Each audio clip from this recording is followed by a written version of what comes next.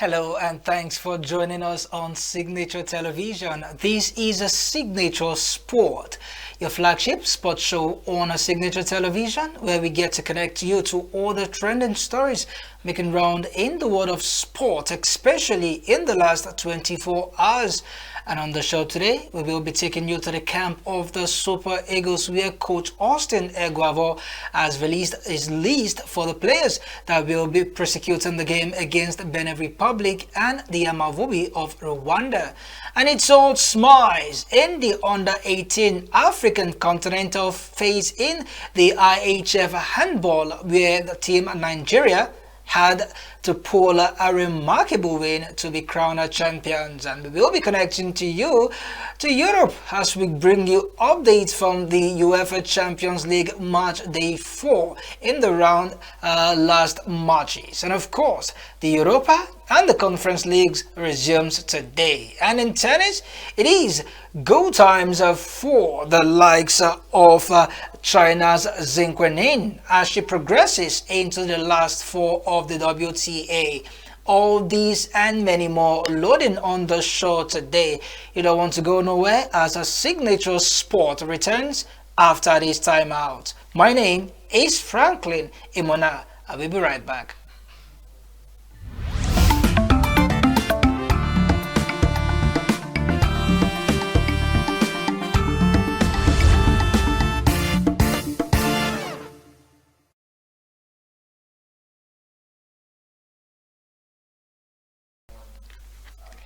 All right, glad to know you are there. And it is a game on as we take you to the camp of Team Nigeria, where it is all smiles, jubilation, celebration, and of course, good news as the under-18 African Team of the Year. As long as the handball is concerned, they have done it again. It is the Team Nigeria who are crowned champion of the IHF Trophy African Men Continental phase, defeating Guinea in the final. Joining us on the show is the media assistant of the Nigeria Handball Federation, that is the NHF. He goes by the name Mr. Cosmos Chukwemeka Akisi. Good morning, Mr. Cosmos. Good to have you join us on the show this morning. Welcome to Signature Sport. Well, good morning. Thank you very much for having me on your show. It is a privilege. It's a pleasure having you join us because we are always connected to success. And of course, you are a happy man. Tell us in one sentence or two, if you wish, how do you feel having your team retain the championship they won last time out? Well, of course, everybody will feel elated. This is something that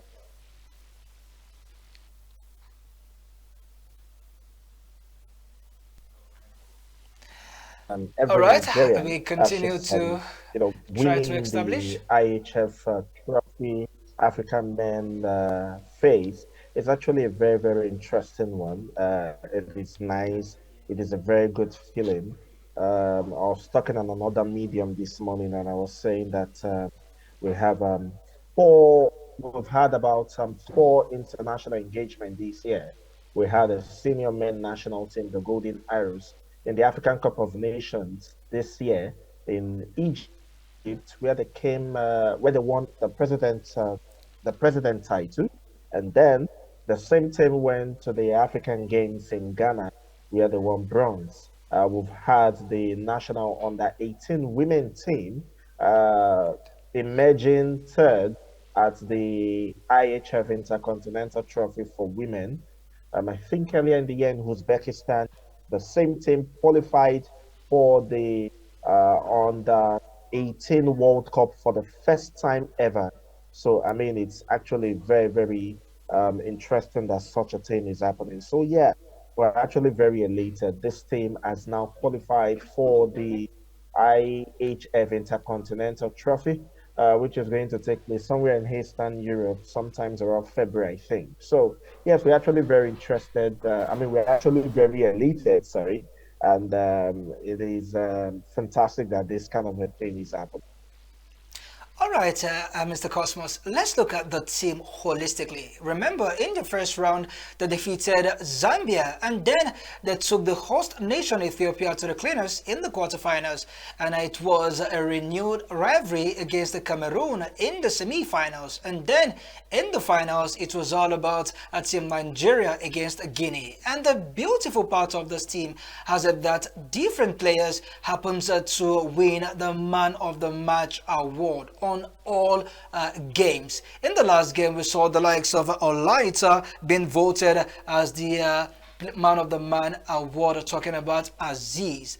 Would you term this to be the prowess of Coach Emeka Namani, or the players were just exceptional with or without a tutelage from the coach? The truth is that it's a team effort. Sorry about that. So the truth is that it's a team effort, and as a team effort, it is very, very important that everybody gets their accolades, including the coach. Everybody gets their accolades, including the coach. So yeah, Coach Emeka Namani is an astute coach. He's a coach who has won this trophy before, I think twice. He has done well when it comes to coaching Nigeria. I mean, this is someone who is also a top manager in Nigeria when it comes to handball. As a top manager who has been in the top tier league, that's the Adova Handball Premier League. And, all of his life, he has coached young teams. I'm talking about age grade teams. So, whether they are exceptional or whatever, it has to take a coach who understands the players and, of course, the tactical ability. And trust me, uh, it's kudos to him because he picks these players, and these players have been fantastic. I mean, from the goalkeepers in two of the matches, I mean, a goalkeeper, I'm talking about Samuel Obabori, was voted as the most valuable player of the matches. In fact, I think they played about 4 games, and in the first 2 games, the goalkeeper Samuel Obabori was voted as the man of the match. And of course, in the semi-final games against Cameroon, the Tojo Marine Academy player, I'm talking about Christian Foluki Bolaji, despite the fact that he was injured, was voted the man of the match as well. And it is not just one of these guys; it is a team effort. This team have been together from the zonal level in Ghana, where they won as well, to of course coming into the intercontinental phase. And this team, the nucleus of this team, will be together when they play will be together when they play in the intercontinental phase later on in the year. So, as far as I'm concerned, it is not about how fantastic the team is, or no, or the players are. It is not how about how the players are.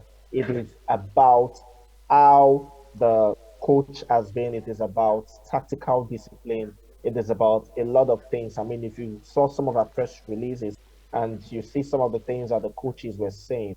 Uh, there's an understanding of the business at hand, and the players. I mean, their coaches are complaining that players will not exactly listen to instruction. These players listen to instructions and ensure that they put the tactical plan in place on the court, and that is why Nigeria is very successful in this level.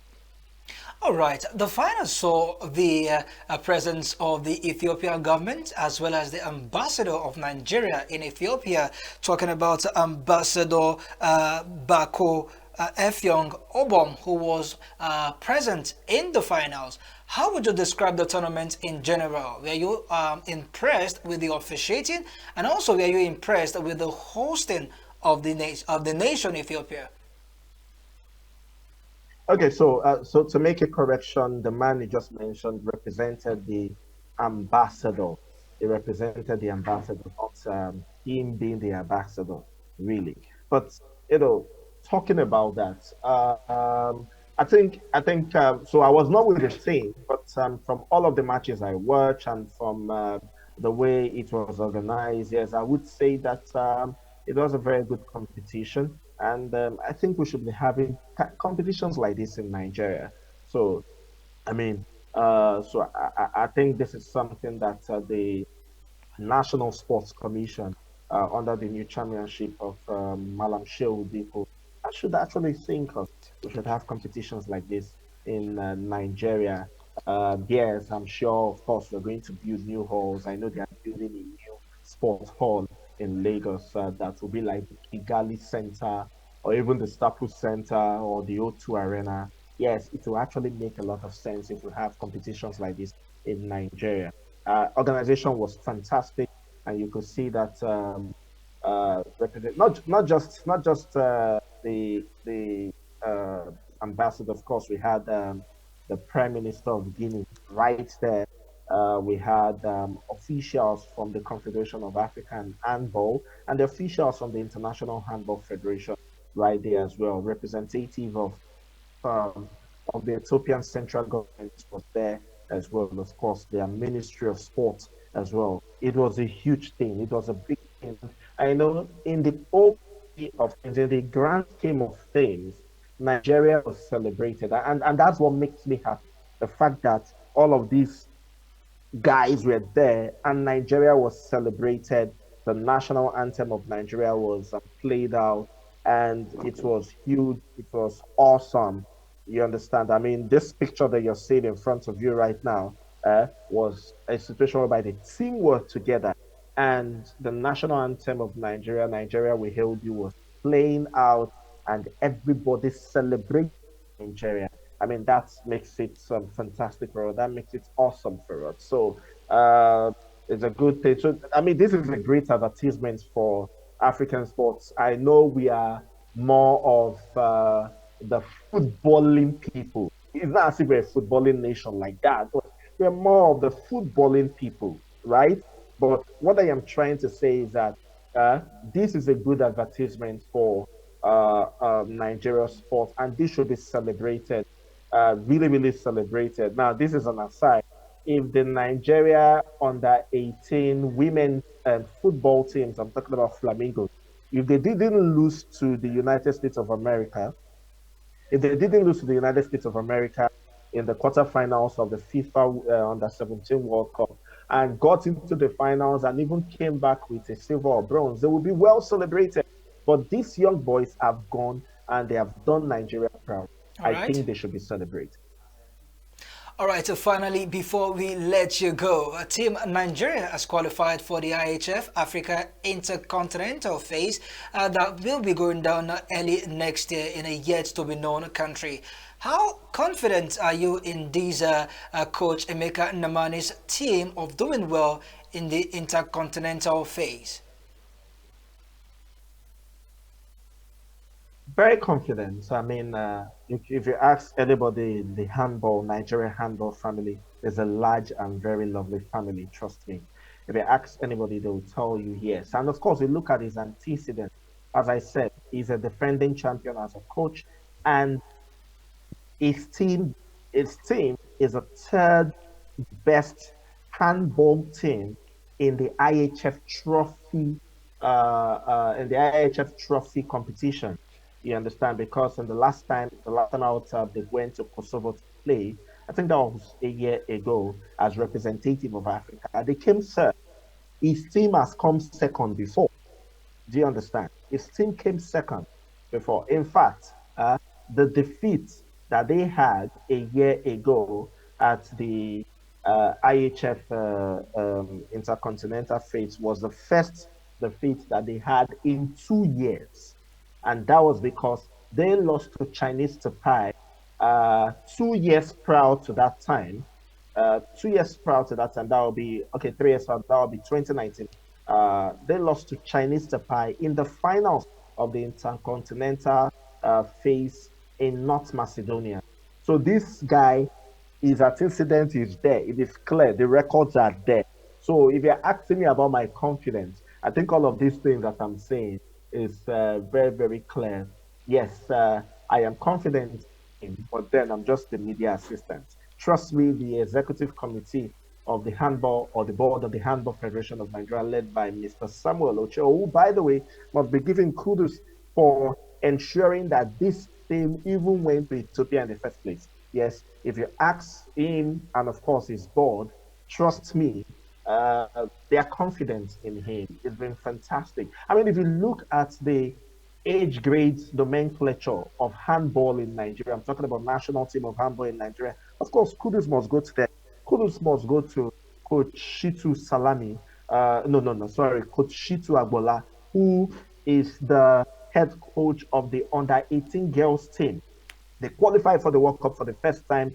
They went for eight competition. They won seven. No, they won Wow, six. Came third in impressive. one, and of course, because at the World Cup they have better teams. Yeah, so they couldn't get to the deserved what they wanted, but they actually did very well. And of course, we're talking about Coach Emeka Namani as well. Now, these are the teams that would then go to play for the Golden Arrows. I'm talking about senior men handball national team and the senior women ball national team as well. And that shows you that there is a plan at the Handball Federation of Nigeria, the understanding that handball, the growth of handball is from the grassroots. And these guys have been playing a lot of competition from the national under 12, under 15 handball competition. Many of these players played in Sokoto and they are now in Sokoto, when Sokoto was hosting the under 12, under 15 handball championship. Many of them also played in the under All 18, under right. 21 handball championship. Now they are now playing in this competition. So as far as I'm concerned, of course, the confidence is there. Handball is from the grassroots and it is here to stay. We want to say thank you to you, Mr. Cosmos Chukwemeka Akisi, for your time with us on Signature Sport. Thank you very much. Thank you very much for having me. Thank you.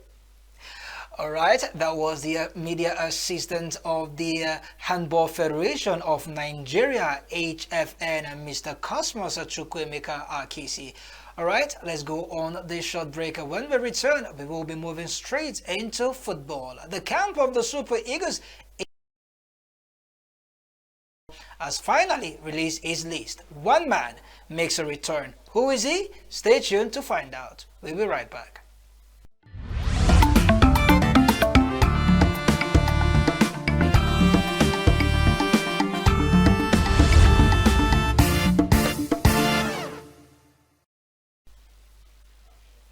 Welcome back. This is a Signature Television, and we are listening to, or rather, you are listening to Signature Sport.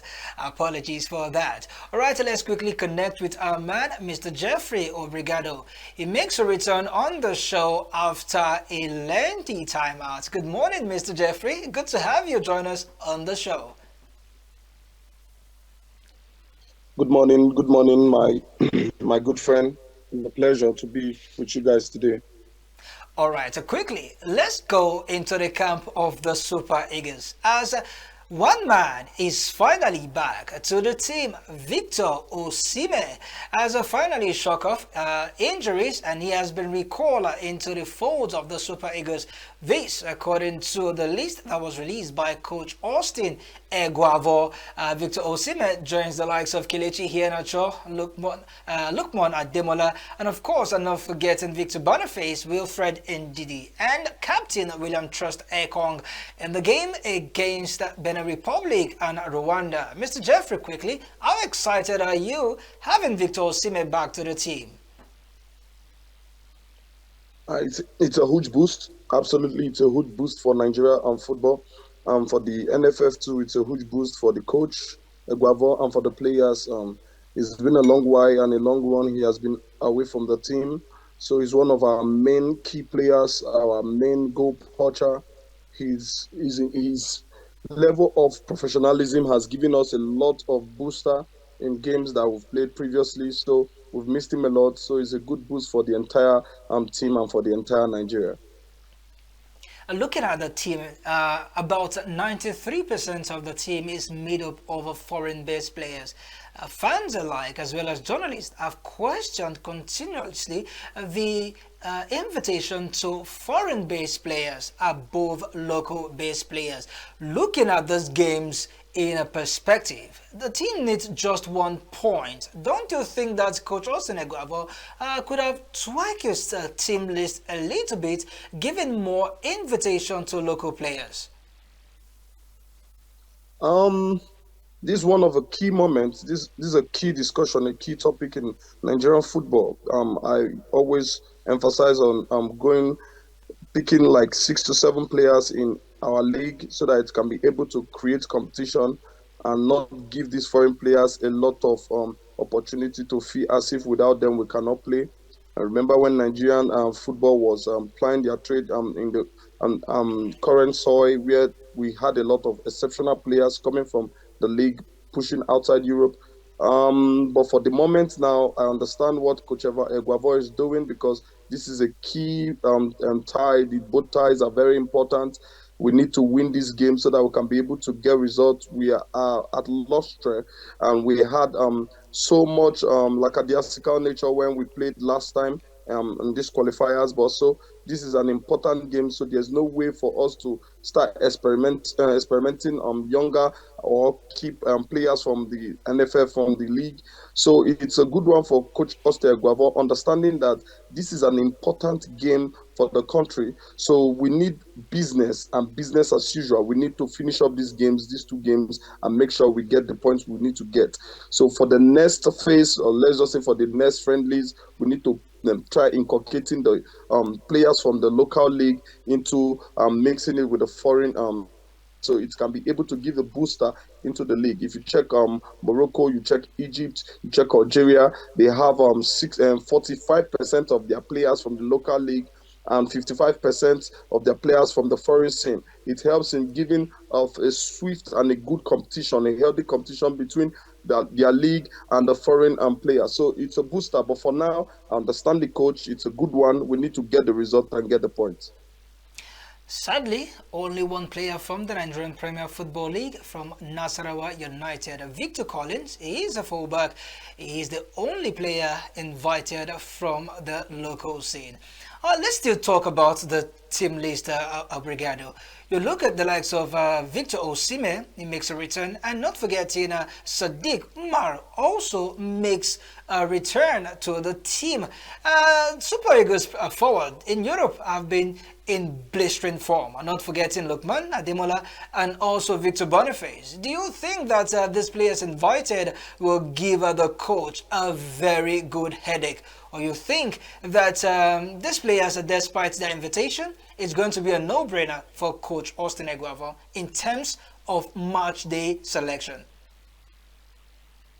It's an easy one for Coach Austin Eguavo because the set of players invited, we know the starting teams, we know the starting 11. So it's not one whereby you can get complicated because most of the strikers invited, they are not even starting in their club side. Let's be honest and let's be having facts. Talk about it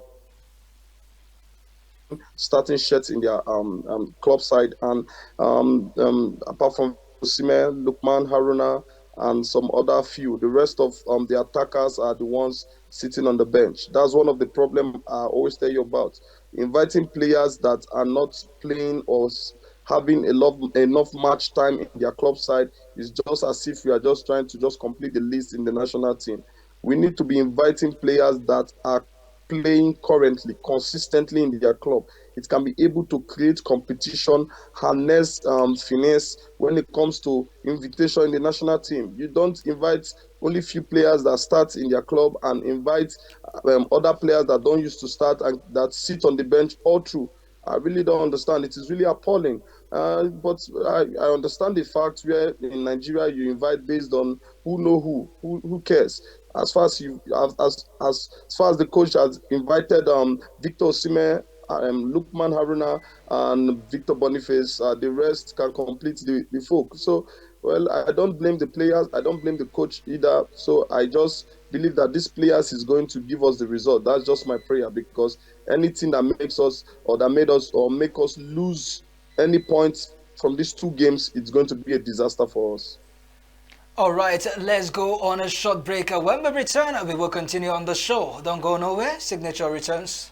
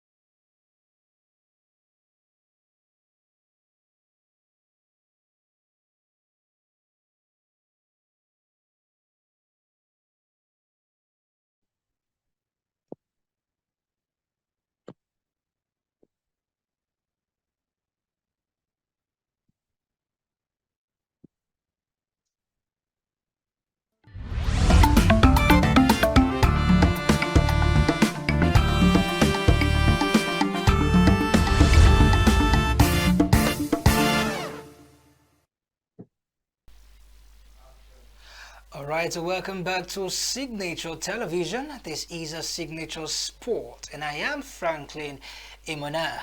Welcome back from that short break, and we'll continue on the show discussing our local football as we move over now to the former coach of the Super Eagles and former captain as well, Coach Sunday Ogochukwu Olise, who has come out to say that if the Super Eagles fails to make it to the next World Cup, it will be nothing short of disaster. The Super Eagles, who are currently placed in the fifth position in a group of six team, will be taking on the Amavubi of Rwanda next in the World Cup qualifying round. And Mr. Jeffrey Obrigado is still with us on the show as we discuss what Coach Sunday Ogochukwu Olise has come out to say concerning the Super Eagles. Recall that the last World Cup in Qatar, the Giants of Africa, presumably, were not there. And he said that the team has no excuse whatsoever to miss the next World Cup. Mr. Jeffrey, how do you feel about Coach Olise's submission about the team not making it to the next World Cup? Absolutely spot on, absolutely paramount. This is what we are trying to talk about. When a legend speaks, we understand the gravity and the extent of what he's saying. If we miss the World Cup, we have missed big thing. It's a disaster. It will be a shame, shambolic. It will not be what we are talking about because we call ourselves Giant of Africa, but we cannot make it to the next two World Cup. The first World Cup in Qatar, we missed it. I want to miss this World Cup. It's going to be a disaster, absolutely a disaster. Coach, our captain Sunday Lise is spot on because what he's saying is everything in Nigeria. As a Nigerian fan, is everything we're talking about. We cannot miss this World Cup. I really don't know why we are always at this point in time for the past 8 years. I don't know, playing a World Cup qualifier, it's as if we are just coming here to joke. Those days when we are growing up, when the Super Eagles want to play World Cup qualifier, you play as if you are playing a final. You play with all your might. You play with all your zeal. You give your last blood on the pitch. But I don't know, this Super Eagle, if they are well fed or they are, I don't know, Mr. because Jeffrey, of the pride I they can are in understand Europe, your passion for so the much game. money. But if you look at it this way, the next World Cup, we have 10 countries from Africa, the first time ever. And currently looking at the position of the Super Eagles in their group, the team might just miss out if they do not improve in their form. These are the words of Coach Sunday Olise. He said, and I quote, "In the last World Cup in Qatar, I was there, and it was painful that Nigeria were not represented in the World Cup that went down for 6 weeks." End of quote. I think he has a point. 10 countries from Africa and Nigeria is currently ranked number 4 will not be part of the World Cup. It will be a disaster indeed. Massive disaster, absolutely.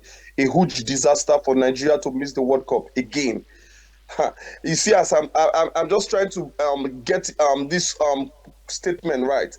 We missing the World Cup will be a hurricane volcanic eruption in the country. Wow. I'm telling you, a football dynamite like Nigeria, a football magnanimous magnitude like Nigeria, a football elite like Nigeria, missing another World Cup, it would be a shame. It will create a national disaster. We cannot miss this World Cup because this is an opportunity, an additional teams that make it turn into the World Cup, and we not making the World Cup again. No, it will be a disaster. All I don't right. see us missing out from this World Cup. I wish and I hope and I understand why Coach Eguavo is bringing in the foreign players so that we can be able to finish up this game.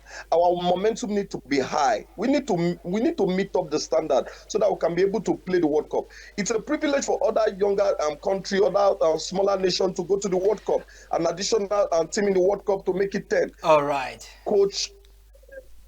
Coach Sunday Olise is spot on what he's saying. So I agree with him that if we miss the World Cup, it's going to be massive. Seriously. All right.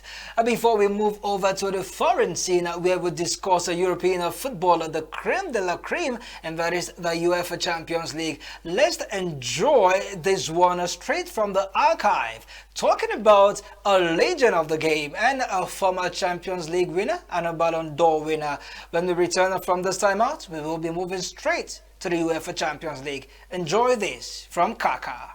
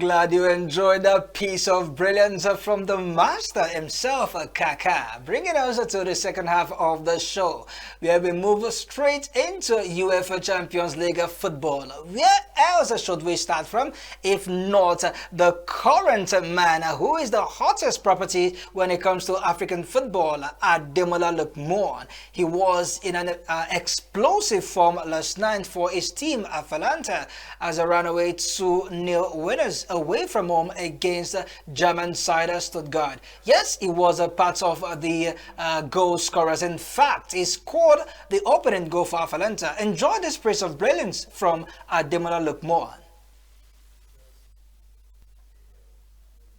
Whose form is one that cannot be denied. Ademola Lookman showing class and brilliance for his team Atalanta. Mr. Jeffrey, what can we say about Atalanta? Such an impressive team under Gasperini. And of course, Ademola Lookman, a phenomenal player.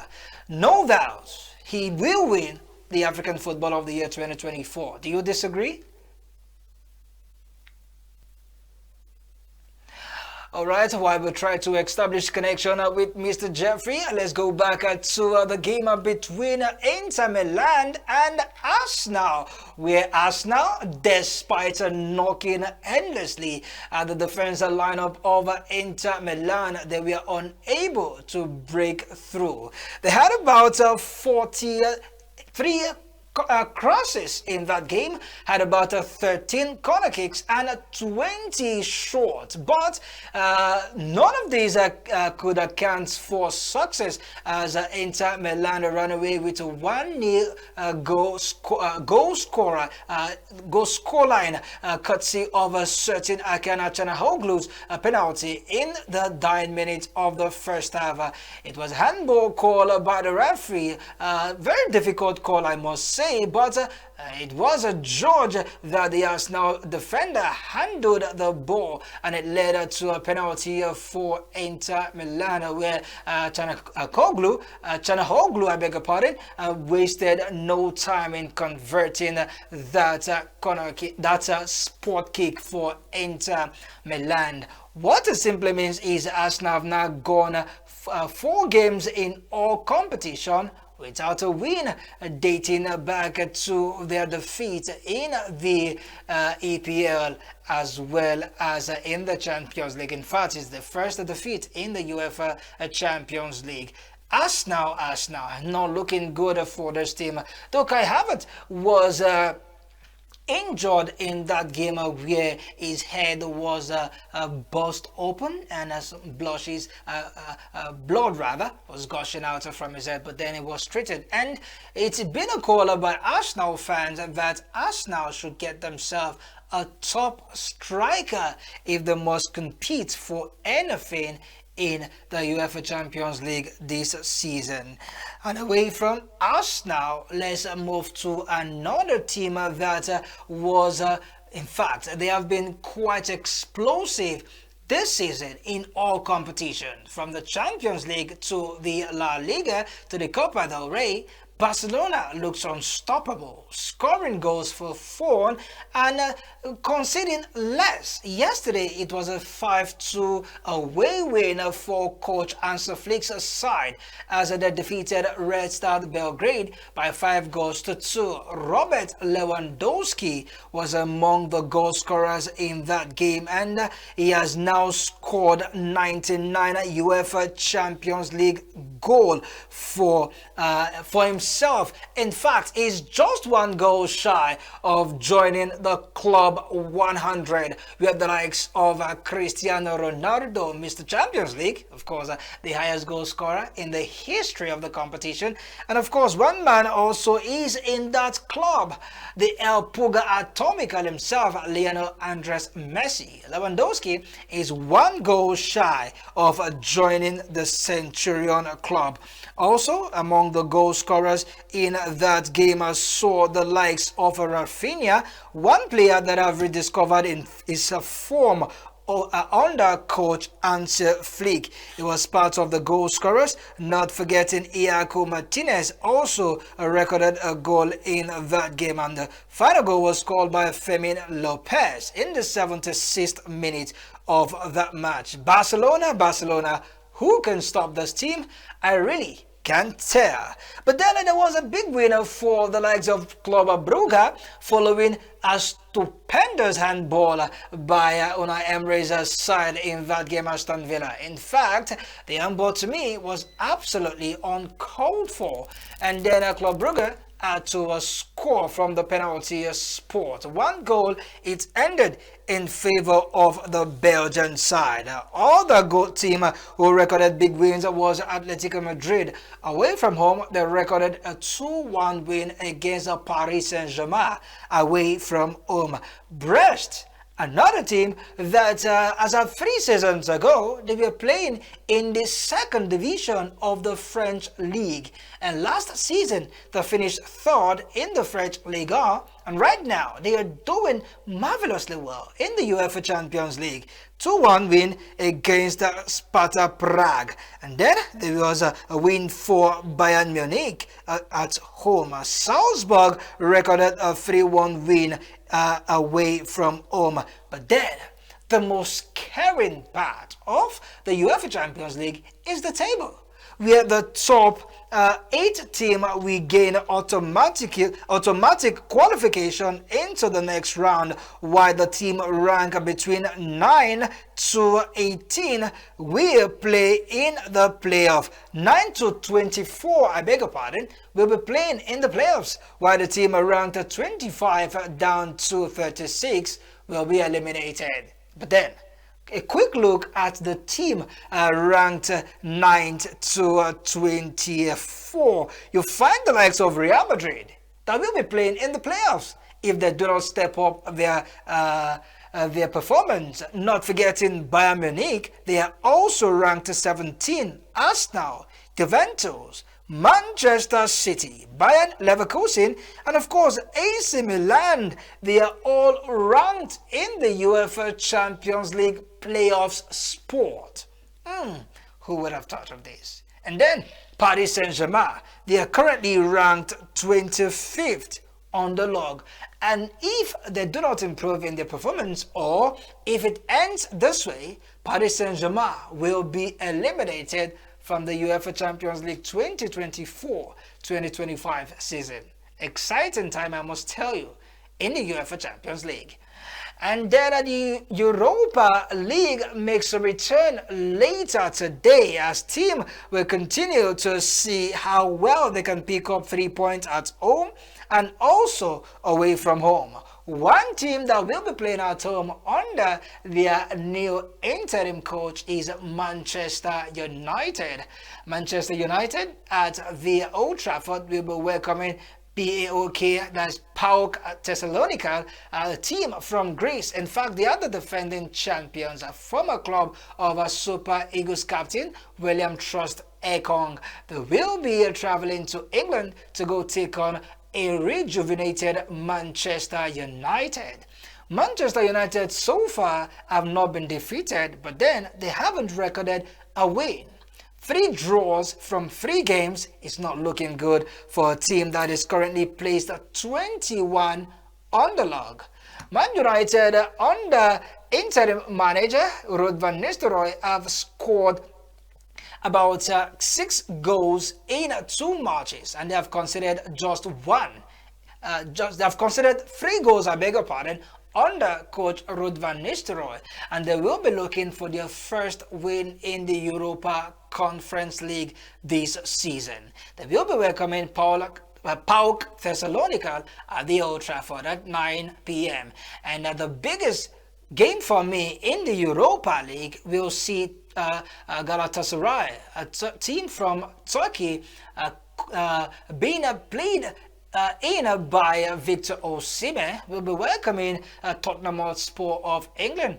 Tottenham will not be having the service of a certain Romero in that squad. Yes, he has been rolled out for this one, and a certain Mickey van der Veen will also be out of this one. Both players are currently nursing at different degrees of injury. I look forward to this game. Osimhen against Tottenham Hotspur.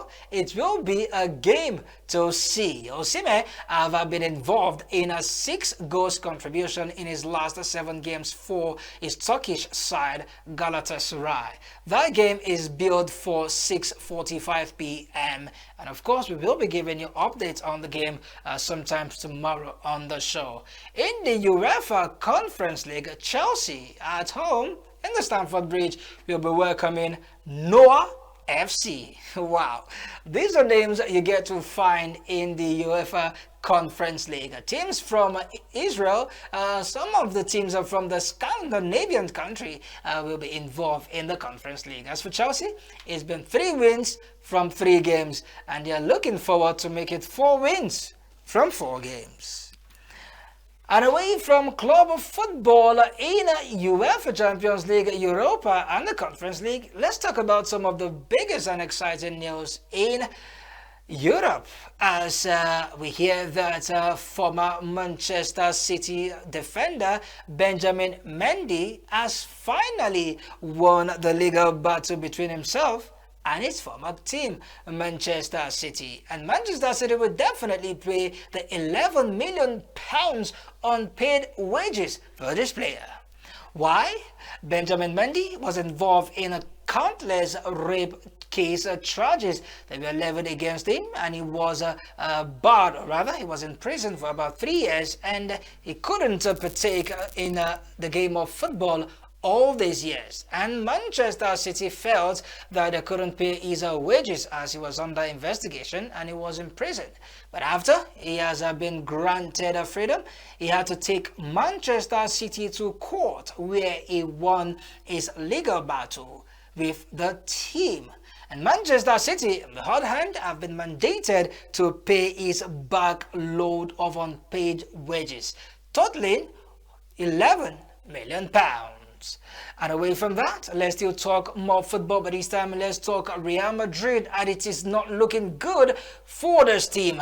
One man is set to be axed from his coaching position, and that is the Don himself, Coach Carlo Ancelotti, as a misfortune has befallen him in his last 2 games, where his team has recorded a back-to-back defeat. 4-0 defeat at the Santiago Bernabeu against arch-rivals Barcelona, and just recently in the UEFA Champions League, he fell at home to a 1-3 defeat by AC Milan. And we hear that the hierarchy of Real Madrid have told him that if his fortune doesn't change for the good, he might just be looking at the exit door. And all of this have been all of these misfortune has been fingered by one man, Kylian Mbappe, who has come out to say that he is done playing a second fiddle to Vinicius Jr.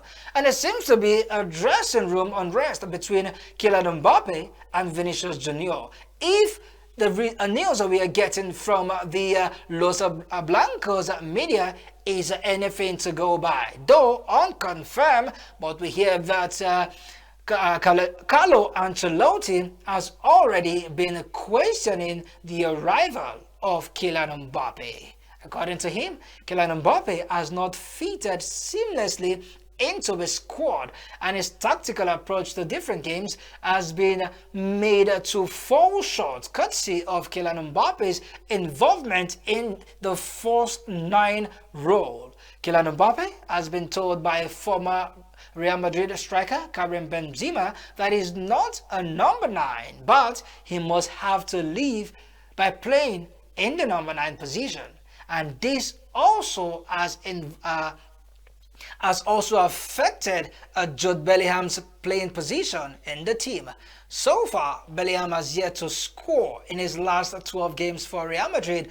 This has fallen short of his brilliant performance as at this time last season. So, Real Madrid are not looking good. The outrivals Barcelona, they are 9 points ahead of them in the Spanish La Liga, and in the UEFA Champions League, they are nowhere to be found in the top 8 teams that will progress into the next round, all things equal. And finally, on the show, we talk tennis, where China's Zheng Qinwen has progressed into the final 4 of the WTA championship for the women. He defeated the likes of Barbosa in the quarterfinals, then progressing into the semi-finals. Earlier, the likes of Ariana Sabalenka was shown the exit door of this Champions League championship, I beg your pardon, by Barbosa, but it was Iga Swiatek who fell short of China's Zheng Qinwen in the quarterfinals. It is 4 players left so far in the WTA, where Coco Gauff is still very much active in this competition. It took Zheng Qinwen 67 minutes to dispatch a rival in a 6-2, 6-2 win in the competition. That's how far we can go on the show this morning. Apologies for the technical issues we encountered during course of production. We hope to get it much better next time on the show. We appreciate your viewage and of course your presence on the show. Join us on a better and a bigger package tomorrow on the show Signature Sport. On behalf of myself, the guys in the MCR, and of course the Sporting crew, we want to implore you to keep following us on all our social media handles, and always drop your comments and do it to subscribe to our YouTube channel and of course our Facebook page. We'd love to hear from you. We want to say we're done and we're gone. Bye for now. God bless, no stress. I remain Franklin Imona. See you next time.